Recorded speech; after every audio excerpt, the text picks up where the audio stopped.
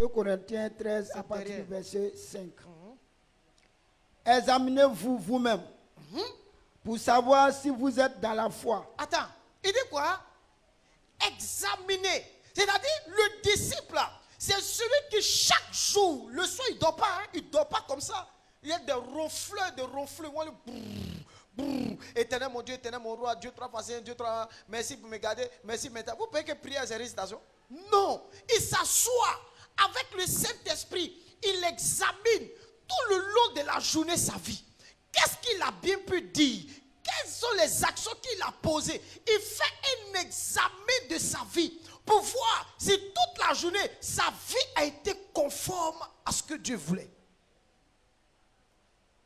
Donc Paul dit, examinez-vous vous-même pour voir si vous êtes encore dans la foi ici là. C'est quoi? C'est l'ensemble des vérités bibliques relatives à Christ. Voilà ce que c'est que la foi ici. Donc est-ce que ma vie là est conforme au message de Jésus? Ma vie est conforme à la vérité de Jésus, à la parole de Dieu? Voilà. Il dit, examinez-vous vous-même. Ce n'est pas quelqu'un qui va venir t'examiner. Là, chacun a son docteur. Il faut dire, tu as un doctorat là. Chacun a son docteur. Tu as pas, c'est le docteur qui vient, non, je ne dors pas bien. Ici, il n'y a pas quelqu'un qui va te dire, tu ne dors pas bien. Hein? Non, monsieur le docteur, je ne me sens pas bien. Asinita, abonita. Ici, là, ça me fait mal. Ma tête, là, je sens. Qui va venir faire ça? Dans la marche chrétienne, personne ne fera ça à ta place. C'est toi. Ouvre la Bible à la lumière des Écritures. Tu dis, Dieu, Seigneur, est-ce que ma vie est conforme à ta parole? On dit, examinez-vous pour voir si vous êtes encore. C'est pas ça? C'est pas ça, non? Non, pas si vous êtes encore. Si vous êtes dans la foi. Donc ça veut dire, pourquoi il demande de faire un examen? Ça veut dire que c'est tellement facile de glisser en dehors de la foi. Ça veut dire que la distance entre sortir de la foi et puis être dans la foi là, c'est pas, comment on appelle ça? C'est pas loin. C'est-à-dire ça tient sur un bout de fil. C'est facile aujourd'hui pour nous de sortir de la foi. C'est facile. Donc c'est pourquoi il faut s'examiner. Il faut faire un examen de ta vie. Il faut faire un examen de ton cœur. Il faut faire un examen de tes relations avec les hommes, de tes relations avec le monde, de tes relations avec les gens autour de toi. Il faut examiner pour voir si ces choses-là répondent à la foi biblique. C'est pourquoi la foi là, c'est un ensemble de vérités. On parle de suivre, on parle de renoncement, on parle de tout ça là. C'est ce qu'on appelle la foi. C'est pourquoi quand quelqu'un n'est plus, on sent qu'il est bizarre, on lui demande, mais est-ce que le frère est encore dans la foi? On lui demande s'il est encore dans l'ensemble des vérités bibliques relatives à Christ. Est-ce qu'il est dedans? Mais on peut voir les gars, intercession, il prie au nom de Jésus, Satan, mais il n'est pas dans la foi. Écoutez, être à l'église ne veut pas dire qu'on est dans la foi. L'église ici, c'est un tremplin.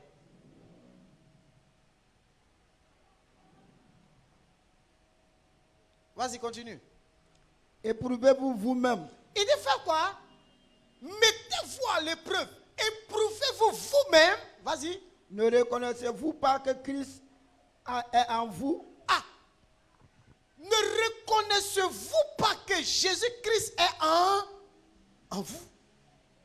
Ah, les gars. Est-ce que vous reconnaissez que Jésus-Christ est en vous?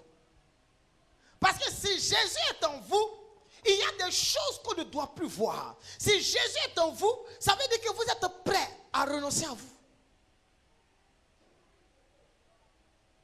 Quand on dit que quelqu'un est en Christ, ça veut dire quoi? C'est celui qui a renoncé à lui qui porte sa croix. C'est de lui qu'on parle. C'est pourquoi on a pour habitude de prendre ce verset-là de 2 Corinthiens chapitre 5 verset 17. Si quelqu'un est en Christ, il est une nouvelle. Les choses anciennes sont, voici toutes choses sont devenues. Mais quand on dit si quelqu'un est en Christ, c'est un fait. En d'autres termes, si quelqu'un est uni, est dans une relation vitale avec le Christ, il ne sera pas. Il est une nouvelle création. Donc, être en Christ, quand on dit je suis en Christ, tu sais ce que ça signifie? Ça veut dire que tu as renoncé à toi et puis tu portes ta croix. Donc, si tu n'as pas renoncé et puis tu portes ta croix, tu n'es pas encore en Christ. Alléluia. On est à l'église, il ne faut pas qu'on se mente. Ah, c'était un frère, il était parmi nous. Ah, il était trop bien. Parce qu'il est toujours derrière la caméra, il ne parle pas. Et puis on s'en va au cimetière. Le frère était avec nous. Il est rentré dans la félicité de Dieu. Acclamons le Seigneur. Mon frère, moi, je ne sais rien. Hein? Moi, je ne sais rien. Au cimetière, il vient, il prévient tous ceux qui sont là pour dire que voilà la fin de tout homme qui est là. Nous tous sommes passés, mais le problème, où on va partir? Le frère, certes, il était avec nous, il a vécu sa vie, mais c'est à Dieu seul de le juger. Vous avez compris? C'est à Dieu de le juger. Ce n'est pas quand on va mourir, qu'on va faire des prières qui vont nous faire entrer dans le ciel. C'est pendant qu'on est vivant. Gloire à Dieu. Qui me comprend ce soir?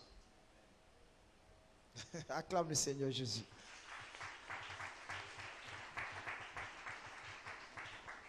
Amen, amen. Alléluia. Frère. Donc, je vous ai dit ici que renoncer, c'est quoi? C'est payer le prix. N'est-ce pas? Quand on veut suivre Jésus, il faut qu'on soit prêt à payer le prix. Qui est prêt à payer le prix? Donc, ça veut dire que toi, tu es assis ici depuis là-haut. Tu n'as pas payé le prix encore. Oui, c'est comme ça, on doit vous parler aussi. Donc, toi, tu es assis ici, tu n'as pas encore... Ok, c'est bon.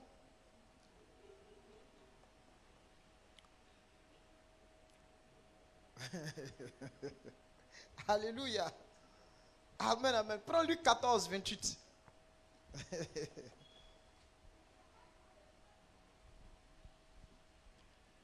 Luc 14, 28. Car lequel de vous, s'il veut bâtir une tour, ne s'assit d'abord pour calculer la dépense et voir s'il de quoi la terminer. 28 seulement. Si quelqu'un veut bâtir une tour, il ne s'assoit et puis calcule là. En d'autres termes, Jésus est en train de dire que la tour que tu veux bâtir là, il y a un prix à payer. C'est pas ça? Ton engagement à suivre Jésus là, il y a un prix à... Si tu n'es pas prêt à payer le prix là, prends tes bagages, on va t'affecter ailleurs. Il y a des églises où on ne paye pas prix, tu vas aller là-bas. Oui ou non? Tu peux aller payer prix là. En tout cas, tu ne peux pas aller payer prix. Qui se cache derrière toi? Ta douleur. Vous pensez que la vie chrétienne, c'est pour venir rire. Il y a trop de souffrance dedans. Écoutez, Jésus ne veut pas que nous le suivions sous un faux prétexte. Amen, amen. Ou sous l'effet d'un coup de foudre. Vous connaissez coup de foudre, non? Il y a des gens là, c'est coup de foudre, hein? Eh, Jésus là, ils sont pleins à l'église, ils ont fait coup de foudre. Ils ont fait coup de foudre. Et ça, c'est dangereux. Il y a d'autres qui suivent Jésus sous un faux prétexte. Donne-moi des prétextes sur lesquels les gens suivent Jésus. Donne-moi des prétextes. C'est tout. Non, je suis venu à l'église là. Quand il a vu le gars, il a prié pour mon frère guéri. Il dit non, je donne ma vie à Jésus. Ah, dégage. C'est pas ce qu'on voit aujourd'hui. Ça fait, vous pensez que c'est, on voit ça, on dit, tellement il a vu le miracle. Écoutez, aucun miracle n'apporte la conversion dans le cœur des gens. Le miracle n'est que l'expression de la démonstration de la puissance de Dieu. C'est tout. Le miracle n'a jamais envoyé des gens à Christ. Vous savez ce qui amène les gens à Christ? C'est la révélation de Jésus. n'ont jamais compris le message de Jésus. Alléluia. Comment Jésus peut dire aux gens qui ont fait des miracles qu'il ne les connaît pas? Mais à celui-là seul qui a fait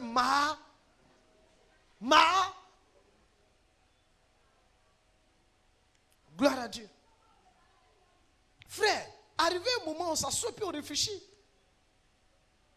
Il y a des gens aujourd'hui qui suivent Jésus sous un faux prétexte. Non, il ne faut pas le faire. Gloire à Dieu. C'est sur un faux prétexte, un coup de tête, un coup de foudre. C'est pourquoi, arrivé un moment, Jésus était tellement dur dans Jean chapitre 6 à son propos. Il dit, mais ces paroles qu'il vient de dire, elles sont comment? Elles sont dures. Et les disciples sont partis. Et les autres qui étaient restés, je dis, vous aussi vous n'allez pas. Il dit, mais à qui irons-nous? Tu as les paroles de là. Donc les gens qui suivent n'étaient pas prêts à supporter les paroles de Jésus. Je vous dis, si vous n'êtes pas prêts à supporter les paroles de Jésus, son message, ne le suivez pas. Ne le arrêtez. Aujourd'hui là, il y a plein qui se sont engagés à la suite de Jésus sur la base d'un faux prétexte. Si on vous pose la question, c'est pourquoi toi tu suis Jésus? Non, l'apôtre quand il était avant dans l'autre église, depuis le parti là, moi aussi je le suis. Mais toi tu vas aller à l'enfer. Tu n'as aucune révélation. Oui ou non? Tu n'as pas de révélation. Parce que apôtre il passera, Pierre passera, mais la parole de Dieu ne passera jamais. Pourquoi vous êtes là? Pourquoi vous êtes assis là? Pourquoi vous êtes là? Vous êtes là pourquoi? C'est ça. Voilà la réalité. Oui, j'aime souvent effet de mots, tout et tout. Quand souvent il y a les petits palabres, j'aime effet de non, mais telle la raison. Non, il ne faut pas aller quelque part pour aller. Va parce que Dieu t'a parlé.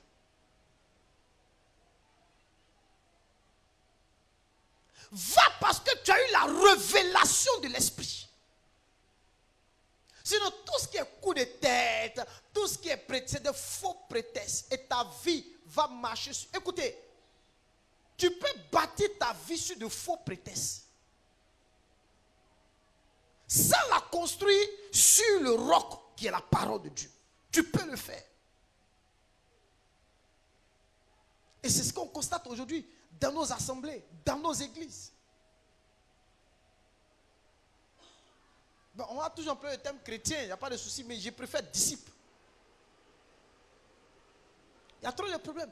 Quand quelqu'un est un peu secoué, il est un peu éprouvé, il y a affaire de Dieu là.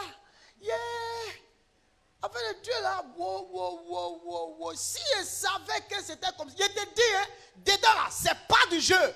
Parce qu'il y a la mort dedans, il y a la souffrance, il y a les difficultés, il y a les problèmes. Il y a des tu vas gêner, tu ne sors pas dedans, tu es dedans. C'est ça. Aïe, il y a trop de problèmes dedans, dans cette affaire-là. Non, moi-même Jésus, mon ensemble, moi-même je suis prêt à aller partout, tu vois. Il faut laisser ça là. Il y a un prix. Est-ce que tu t'assis? Non. Prenez Jean 12, verset 26.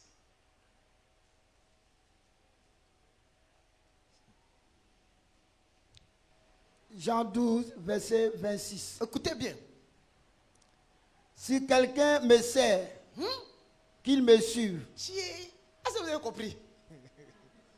Puisque, quand on parle de suivre, là, on parle de renoncer, mourir à soi, et puis porter sa croix. En d'autres termes, celui qui me sert là, c'est celui qui est prêt à faire quoi? À faire quoi? À mourir.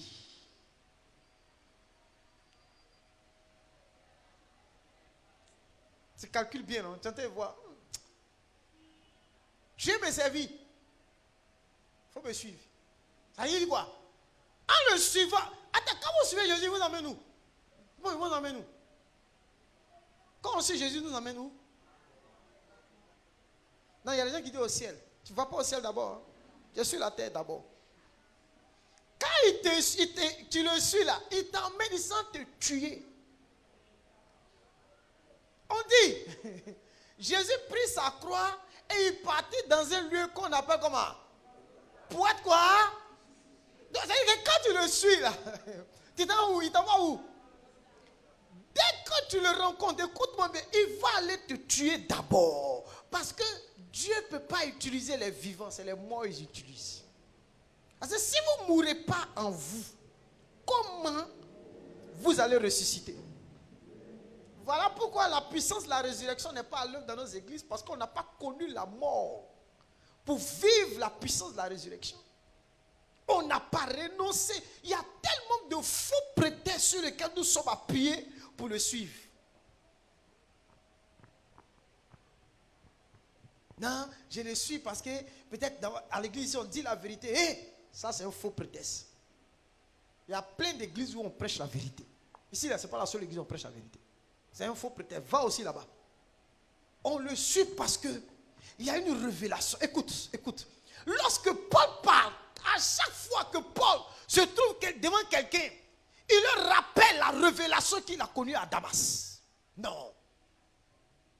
Ça veut dire, toute la foi et la marche de Paul étaient fondées sur la révélation qu'il avait de lui. Personne ne pouvait le distraire. Toi, quand tu es là, quand on passe sur ta main, ton visage change. Quand on met ça, ton visage change. Bon. J'ai une révélation. Je l'ai vu, je l'ai rencontré. C'est pourquoi Paul arrivé un moment, il dit aux Romains, il dit non, rien ne peut m'arracher de la main de Dieu. Ce n'est ni la mort, ni les choses présentes, ni les choses à venir. Pourquoi il parle de toutes ces choses? Parce qu'il a eu la révélation du Fils de Dieu.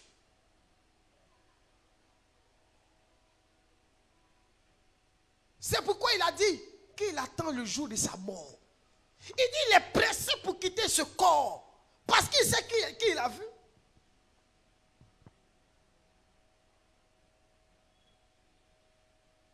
Tu as une grande destinée. On définit ta grande destinée par tous les biens matériels et terrestres que tu as. Si toi, ta grande destinée là, c'est que les païens qui sont riches sont plus grandes destinées que toi. La vraie destinée du disciple, c'est en Christ, c'est quand il a rencontré Jésus. C'est vous qui faites que même quand les riches vous voient, les puis ils se moquent de vous. Là. Parce que vous leur dites que c'est des grands hommes, c'est des grands hommes. C'est des tyrans. Ils sont grands par rapport à quoi?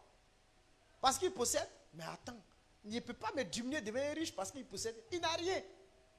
Parce que s'il périt là, je vais vous dire une chose. L'un des hommes les plus orgueilleux dans la Bible, c'est le riche. Le riche. Même à l'enfer, il n'a pas oublié ses habitudes de riche. Son caractère terrestre l'a conduit jusque là-bas. Il a dit, Lazare, mets ton doigt dans l'eau puis mets ça dans la bouche. Vous voyez? Vous voyez, dans sa souffrance même, il oublie. Ah, l'homme riche. Jusqu'à là-bas aussi, tu es en train de souffrir. Tu dis, Père Abraham. Et puis regardez comment il parle. Hein. Père Abraham, tu envoies Abraham d'aller dire à chose, Lazare, n'a qu'à aller tremper son doigt dans l'eau. Et puis il va venir mettre ça dans ta bouche. Donc il n'a qu'à te servir là. Mais il va vivre le feu là-bas. C'est-à-dire que même son caractère, ça ne va pas. Laissez-vous enseigner. Laissez la parole de Dieu vous donner une éducation vraie.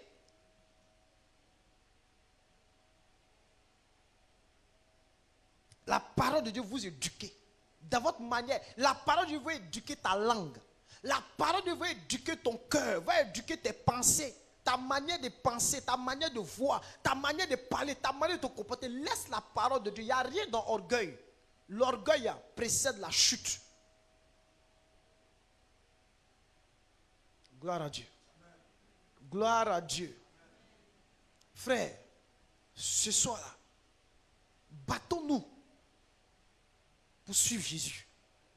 Chaque jour, quand on finit de payer le prix, c'est renoncer. Après on dit quoi? Il dit il doit porter toujours sa croix. Il va mettre sa croix sur lui. Il n'est pas dit d'aller payer chaîne et puis tu as une croix là-dessus. Ou bien tu as porté, ou bien les pasteurs mettent aujourd'hui, quand même, ils portent chaîne, grosse chaîne, et puis ils mettent ça dans dans les poches. Ou bien quand il laisse, ils disent non, que ça c'est la chaîne d'un évêque. N'importe quoi. Tous la marmaille. C'est des vendus. Vous voyez bien, ils mettent chaîne, et puis ils disent non, c'est une chaîne, quand ils l'ont consacré en tant qu'évêque. Depuis quand? Attends, depuis quand? Un évêque, ça veut dire quelqu'un qui surveille le troupeau de Dieu. C'est tout. Alléluia. Ce qui ne me plaît pas d'affaire de Dieu aujourd'hui, vous savez c'est quoi? C'est que c'est facile pour nous de pactiser avec le diable. Quelqu'un qui est en bizarre là, je ne marche pas avec lui. C'est forcé.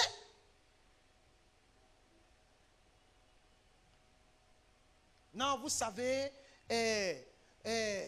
comment on appelle ça même là? Il y a trop de divisions dans le corps de Christ. Hein? Nous sommes tous un, on est en Jésus. Non, hein? Notre unité là est fondée sur la vérité et sur la doctrine de Christ. Jésus a dit, si quelqu'un vient à vous et n'apporte pas la doctrine de Christ, ne le recevez pas et ne lui dites pas salut. Tu sais pourquoi toi et mon ennemi? C'est sur la base de la vérité. Le gars, il fait des conneries, comme il dit Jésus, on n'a qu'à marcher. Il ne sait pas dedans aujourd'hui ou même demain. Si les gens veulent, de toutes les façons, même le jour il meurt là, si mon corps sent, ils vont mettre ça. La réalité d'un homme, ce n'est pas son corps. C'est quoi? Son esprit. Ouf. Non, on doit lui faire un funérail digne de son nom. Laisse ça. Si il a eu les moyens, qu'on lui fasse un funérail d'après les moyens qu'il a eu. Dieu n'est pas contre ça. Mais j'ai dit, ce n'est pas l'objectif. On a fait grand funérail, brûle. On dit l'homme riche là. Le jour où il est mort, quand il a passé, ils l'ont enseveli, puis ils l'ont jeté. Mais à son funérail, non, la foule. C'était lui qui faisait les fêtes. Ça pleurait. Nyayo, Yagakuo, Yagakuo. Tout le monde pleurait. Les gens pleuraient. Oh, ils ont fini. Mais quand Lazare est mort, le pauvre, qu'est-ce qu'ils ont dit? Ils ont dit quoi? Lisez bien. Il y a eu, les gens sont venus prendre. C'est-à-dire, qui est venu chercher Lazare?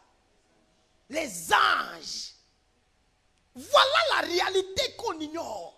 Les anges sont venus prendre Lazare parce qu'ils étaient fiers de Lazare. La vie de Lazare était approuvée. Non, après tout, on est des chrétiens. Moi, je sais que lui, là, il fait faux. Il est dans Zamopie, mais maintenant, après tout. On n'est pas après tout. Il dit, je ne marche pas. Vos cérémonies, je ne viens pas là-bas. Si vous voulez dites que je marche, je m'en fous. C'est l'affaire de Dieu où on est arrivé là. Si vous ne vous battez pas pour votre foi, les gens vont vous enlever votre foi. Parce que tout le combat que le diable est en train de mener là, c'est pour vous enlever votre foi. C'est pourquoi Paul a dit, il dit, examinez-vous pour voir si vous êtes encore dans la foi. Gloire à Dieu. Gloire. Je n'ai pas dit que tu peux tomber, mais il faut te relever. Tu peux tomber, relève-toi. Relève-toi, ma soeur. C'est la guerre, c'est le combat. Même si aujourd'hui tu n'as pas pris la croix, demain prends-la. Lutte pour prendre la croix. Lutte pour porter ta croix. Il faut lutter pour porter ta croix. On n'a pas dit de mettre chaîne dans ta poche. On dit il faut vivre l'évangile. Il faut vivre les Écritures. Parce que en portant sa croix, c'est une éducation spirituelle que Jésus veut te donner. Une éducation du royaume, une éducation du ciel. Que Dieu vous bénisse. On acclame le Seigneur Jésus.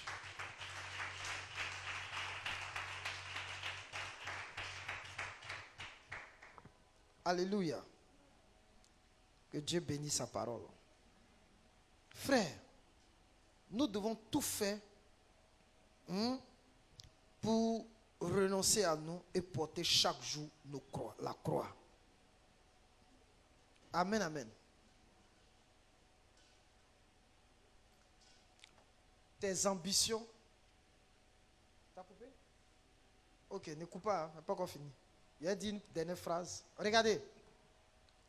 Porter la croix, c'est faire abstraction de nos plaisirs, nos caprices, nos habitudes, nos objectifs et nos ambitions personnelles qui sont si profondément ancrées dans nos cœurs, dans le cœur de tout homme, pour faire désormais la volonté de Dieu et obéir à sa parole.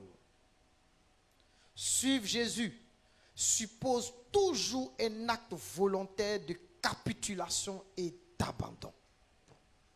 Que Dieu bénisse sa parole et qu'il bénisse le culte de ce soir.